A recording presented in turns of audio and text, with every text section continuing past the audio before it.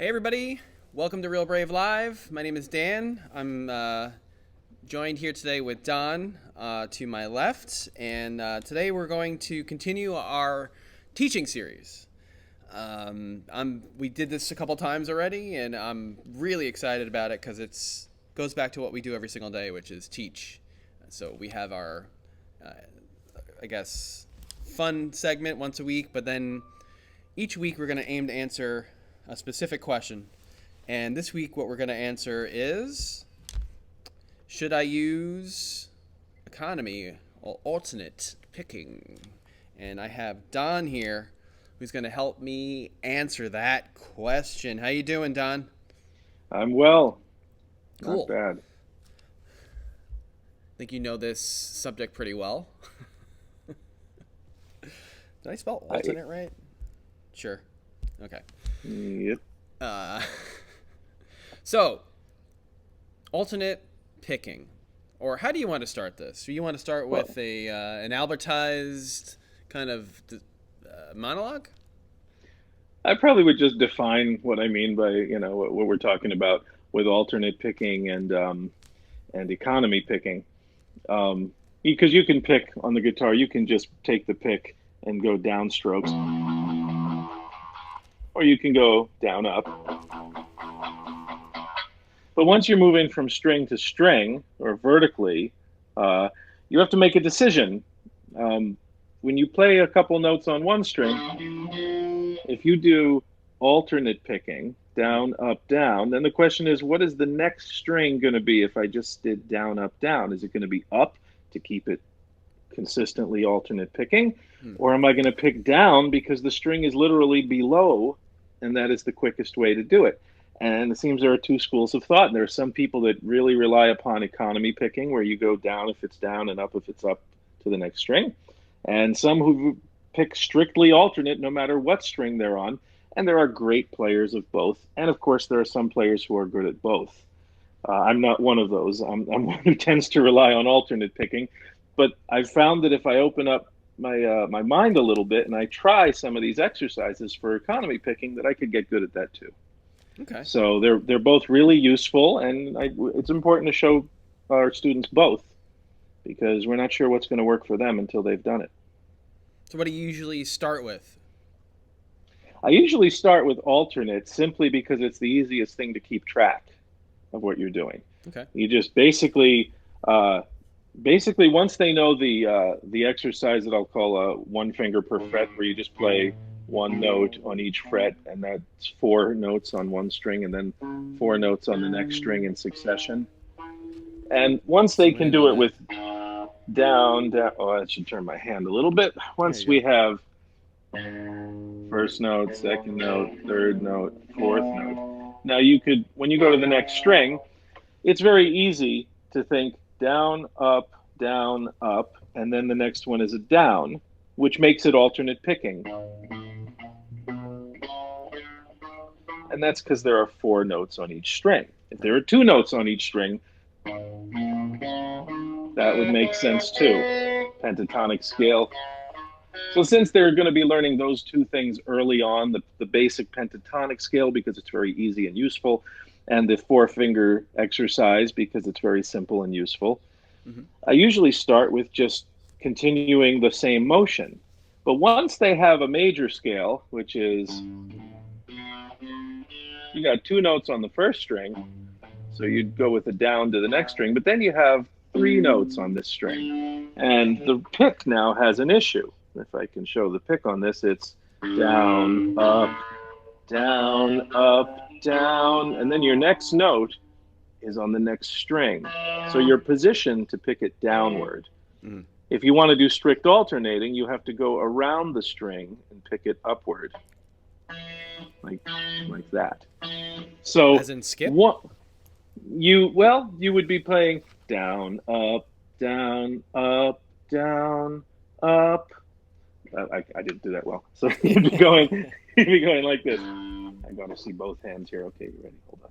Here you can almost see both hands. There we go. There we go.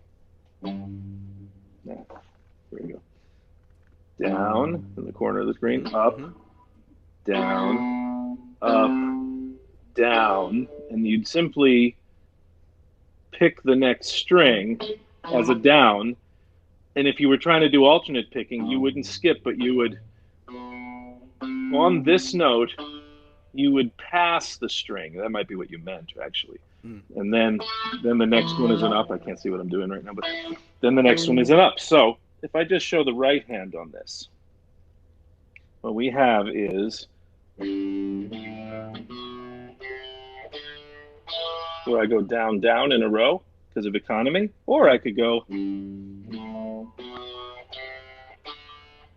all I had to do was go a little further so that I was positioned to do an upstroke. Neither one is that hard to learn.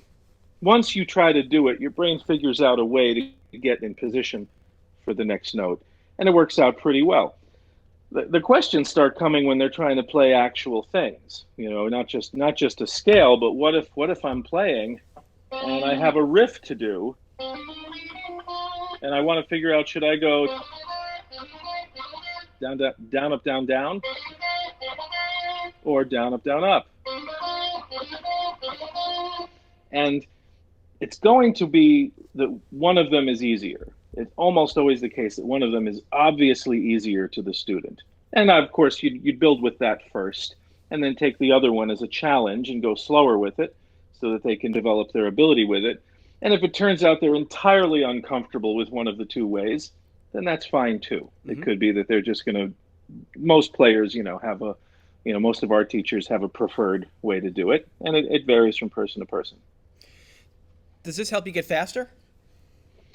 It does, and if you tried to do everything with downstrokes, of course, it would be pretty impossible. Let's say you wanted to play one of the fast songs from the trumpet repertoire, or the flute repertoire particularly, and it's done on every instrument, which is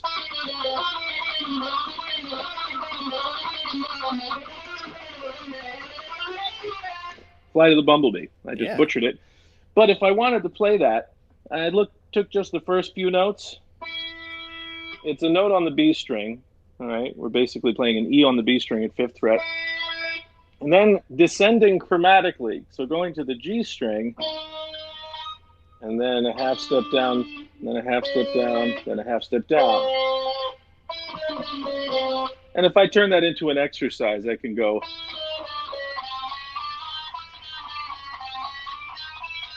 You'll notice that's 1 E and a, 2 E and a. So that's 8 notes. It's an even number of notes.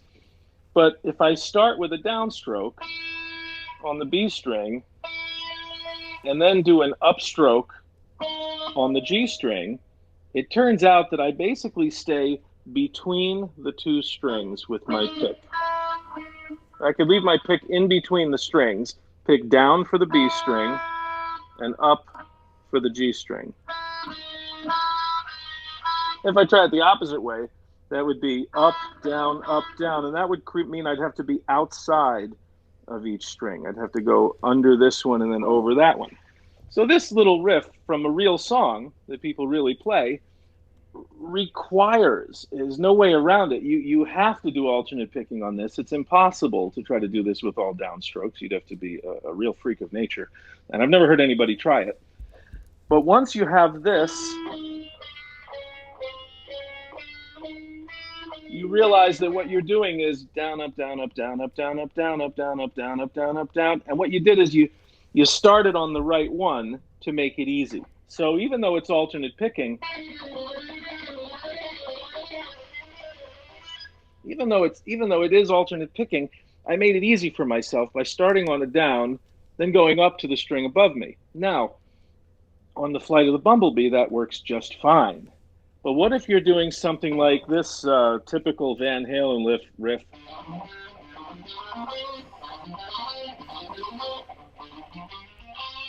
That would be down, up, down, up, down, up, down.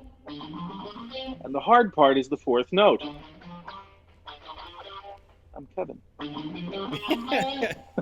trying to change that. Oh, he's better looking. I'll take it. And that's going to be hard because look at my 4th note. I have the slow motion. That would be down. Get above my name here. Uh-oh. Down, up, down. And now I have to get under it and do an up here. And if I just isolate those four notes, it's hard to get the fourth note fast. Then I'll try economy picking, where I'm going to say down, up, down, down, Hmm. because the next string is that way. So watch this. You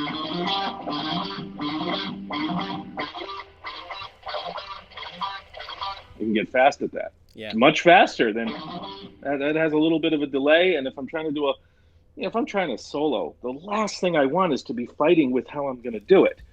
So again, this I can't stress enough this first aspect of figuring out which one feels better to the student. And it's as simple as giving them a pentatonic scale with 2 notes each string, and then adding blues notes to it, so that some of them are 3 notes and some of them are 2 notes, or a major scale, or in this kind of major scale, 3 notes per string. So that means each string gives you an opportunity to try economy picking. Mm.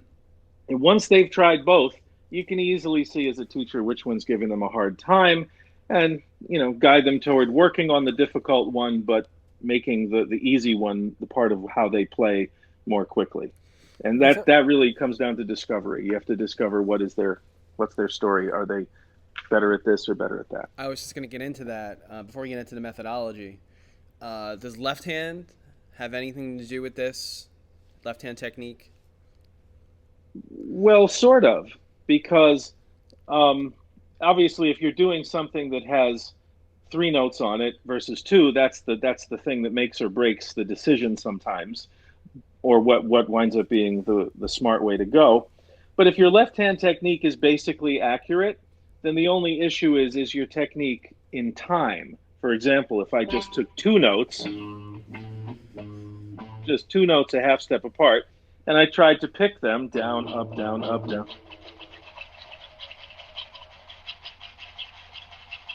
I got to be able to stop on a dime and be on an up if I'm supposed to be on an up, or a down if I'm supposed to be on a down. And if it turns out that you very quickly start to lose the synchronicity, like where you hit 2 in a row, or you flipped and now you're hitting an up where you used to be hitting a down. Everybody knows that feeling.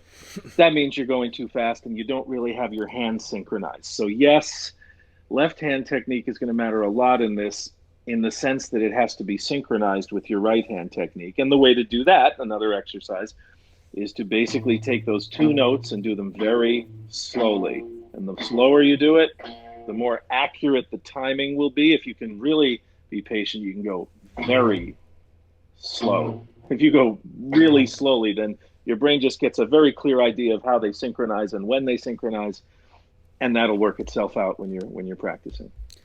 Cool. So we use software here at the studio to help us teach. It's called Practice Pad. And I'm going to put this up on the screen, actually. There we go. So we have an alternate picking skill in here with a video. Economy picking and sweep picking is in here as well, which we didn't really talk about. Yeah, not yet.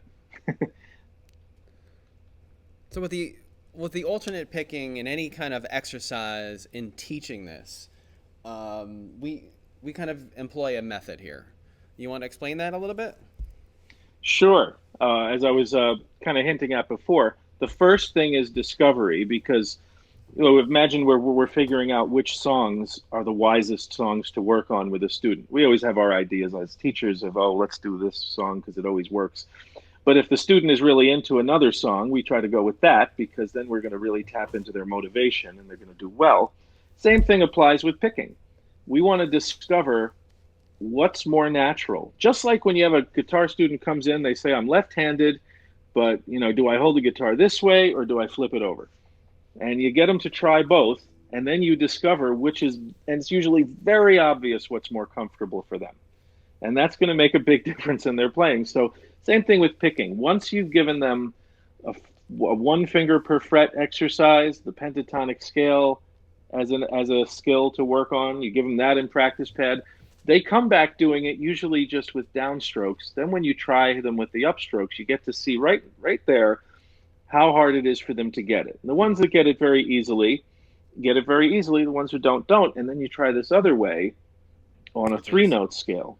The economy picking, you just give them 3 notes to do instead of 4 notes per fret, 1 note per fret, all 4 fingers. Just use 1, 2, and 4, or 1, 3, and 4. It doesn't matter, or 1, 2, and 3. whatever they're more comfortable with, basically. Exactly. If it turns out it's an extra challenge for them to get their pinky in there, don't do it now, because we're trying to get to figure out how their picking should be, and sometimes two birds with one stone doesn't work. So if you see that they can do the 1, 2, 3, and then they naturally go with the downstroke, they're probably more geared toward doing economy picking, and we want to make sure we're aware of that as they learn songs, and sometimes say, well, you may want to try alternate picking on this. So that's discovery. And the next thing is demonstration, and it's not easy to do on a live stream. I have it up here as deconstruction, but it is Well, demonstration.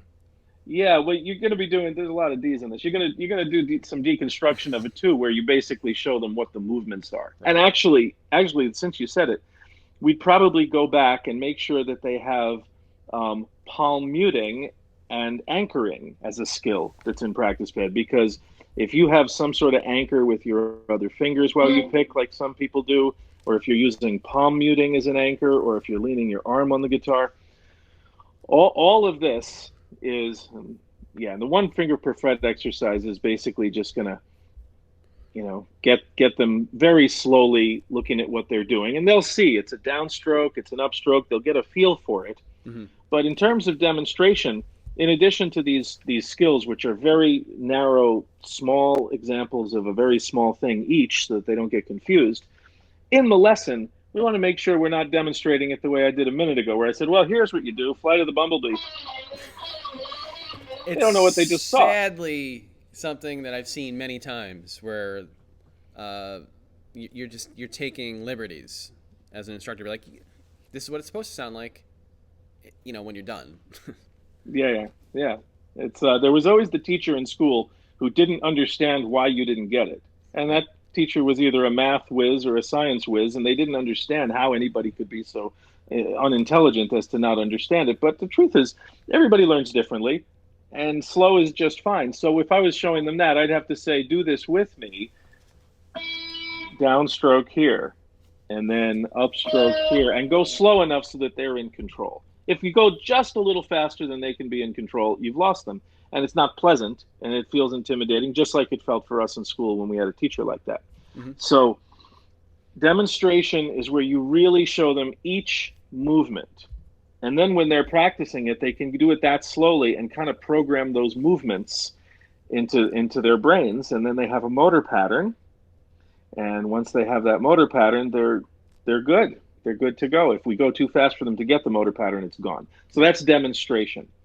And development is, I think, this is one of my favorite things. When I work at Real Brave, you can walk from lesson room to lesson room and see what's happening. And it's the teacher does it with the student, has the student doing it at a comfortable pace, and says, that's very good, let's do it again.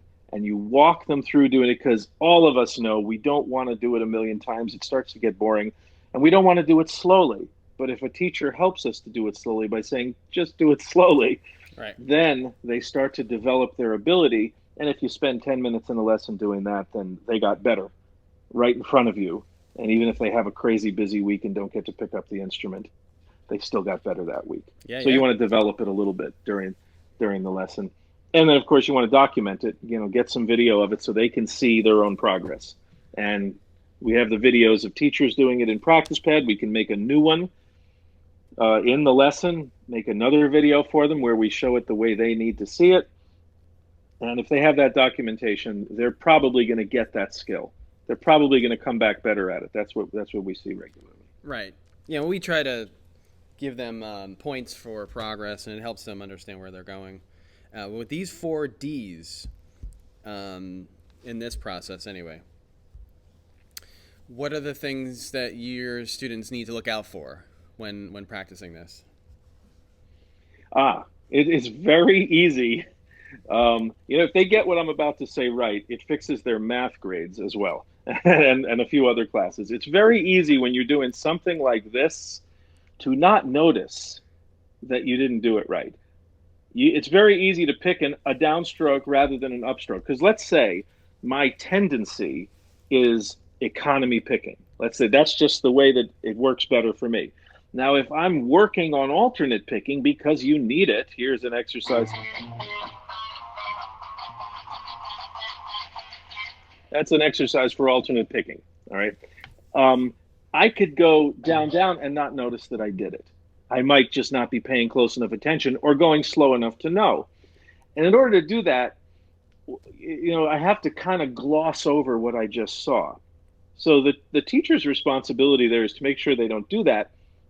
And all that means is getting them to do it slowly enough that you both notice when they reverse it. Mm. If you're working on this motion and you do a different motion, or if you're working on the other motion and you revert to that other, you're never going to get good at both. So the teacher has to slow you down just to the point where you both know that you just reversed it and then get you conscious of it. And that works out in school because when you're taking a test and you make some mistake you look at later and say, how in the world did I do that?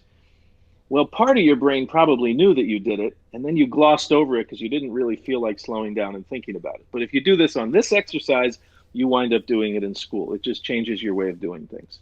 Yes. Albertization. I saw a video on YouTube of a guy who I had seen in the 80s. He's older now, he kind of looks like a dinosaur. And then they had him play. And it was amazing what he was doing. And what he was doing was he was doing a riff like where he was purposely doing economy picking on something that was extremely fast. And all he had to do was make sure he had the first string right. And then the next string was, and once he connected the two, I need to work on it a little bit myself, but he was just like, and this is how the brain is. Once it gets the pattern to go, it's as easy as when you're in school and you're bored and you learn this trick. And I bet everybody learned it in the same year that I learned it in, where you go like this. And your fingers fall onto the desk. This is the I'm bored way of showing the teacher that you're bored, or come on, let's get with it. And we don't wind up going like all awkwardly. We can all do this as rum, like a perfect drum roll. Now, how did that happen? Well, we did it a few times, and then eventually we did it once where it sounded right. Brain records that, and it records it as special because we liked it. That little enjoyment of it, it's like making a basketball shot. When we see that it worked, our brain actually averages it into the average of all of our attempts to do it more strongly so that it dominates the average. So once they start doing these economy picking and alternate picking techniques, it winds up becoming a thing that you can do at light speed because your brain doesn't see it as 1, 2, 3, 4.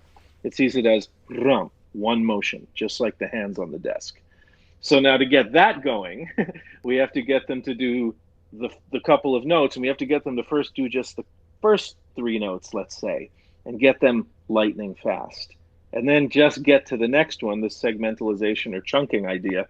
And if we do that, we're doing that D called development. We're having them do a piece of it, adding the next piece, and they look at me like a miracle just happened when they find themselves going da-da-da-da-da. They're like, I can't believe I did that. I don't even understand what I just did. But what they did is they took a piece of it, mastered it, add the next piece very slowly, very patiently. And without a teacher, that's almost impossible. It's hard to discipline yourself enough to do it. No, I agree. And I have to pull my earplug out. I have a terrible delay here. Sorry. It's brain hacking. This is what we're talking about here, right? Yep. That's exactly what it is. Brain hacking software. That's what we're doing here. And what you're talking about, to me, is not only fascinating, but I mean, if you can really grab onto this, you can take it home and really think about this for a second. Like, how do I apply what Don just talked about? It really will help because you have to think about how many people do something like this every day. There's probably a bunch of people that just automatically get it. maybe you fall into the category of, I can't get it that quickly. Well, then how do you hack your brain so you can understand the basic principles of what Don's talking about? And this is a perfect example. I would take this video and watch it over and over again. I might even do it. Thanks, Don. You're very welcome. Thank Warren D. Martini. I think I stole this from him. Hopefully we don't get sued. No, he's happy. He's all good. He's happy. I called him yesterday. Okay. Well, this is a daily. Hopefully, very soon we can once we get all the instructors on board. We've done 2 sessions already, Don, and you're the third. We've got 2 more to go this week, and then we're gonna have a daily kind of session that'll be on YouTube. It'll be on Facebook. It's gonna be in Practice Pad. It's gonna be in our blog. It's gonna be everywhere, and our goal is to teach effectively using all the principles that we use here at the studio. So thank you, Don, for your time. Not My your time. pleasure. Thank you for your time. My Tom. Thank you for your time.